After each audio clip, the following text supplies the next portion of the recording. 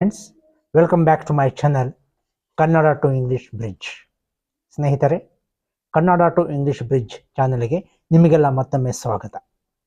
Dear friends, this is the continued part of our previous video in which we have studied past perfect tense. I mean, how to form sentences in past perfect tense. In this video, we shall study how to form sentences in past perfect continuous tense. ಸ್ನೇಹಿತರೆ, ಈ video ನಮ್ಮ ಹಿಂದಿನ ವಿಡಿಯೋದ ಮುಂದುವರೆದ ಭಾಗವಾಗಿದೆ. ಅಂದರೆ ನಮ್ಮ ಹಿಂದಿನ ವಿಡಿಯೋದಲ್ಲಿ ನಾವು ಪಾಸ್ಟ್ ಪರ್ಫೆಕ್ಟ್ ಟೆನ್ಸ್, ಪೂರ್ಣ ಭೂತಕಾಲದಲ್ಲಿ ವಾಕ್ಯಗಳನ್ನು ಹೇಗೆ ರಚನೆ ಮಾಡಬೇಕು ಅನ್ನೋದನ್ನು ಕಲಿತ್ವಿ. ಈಗ ಈ ವಿಡಿಯೋದಲ್ಲಿ ನಾವು ತಾತ್ಕಾಲಿಕ ಪೂರ್ಣ ಭೂತಕಾಲದಲ್ಲಿ ವಾಕ್ಯಗಳನ್ನು ಹೇಗೆ ರಚನೆ ಮಾಡಬೇಕು ಅನ್ನೋದನ್ನು ಕಲಿಯೋಣ.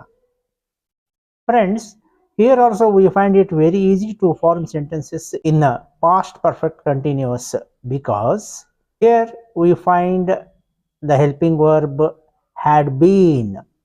This is common to all persons. ಸ್ನೇಹಿತರೆ, ಪಾಸ್ಟ್ ಪರ್ಫೆಕ್ಟ್ ಕಂಟಿನ್ಯೂಸ್ ಟೆನ್ಸ್, ತಾತ್ಕಾಲಿಕ ಪೂರ್ಣ ಭೂತಕಾಲ, ಇಲ್ಲಿಯೂ ಕೂಡ ನಮಗೆ ವಾಕ್ಯಗಳನ್ನು ರಚನೆ ಮಾಡೋದು ಬಹಳ ಸುಲಭ. ಏಕೆಂದರೆ ಇಲ್ಲಿಯೂ ಕೂಡ ನಾವು ಉಪಯೋಗಿಸುವಂತಹ ಸಹಾಯಕ ಕ್ರಿಯಾಪದ ಒಂದೇ ಒಂದು, ಅದು ಹ್ಯಾಡ್ ಬೀನ್.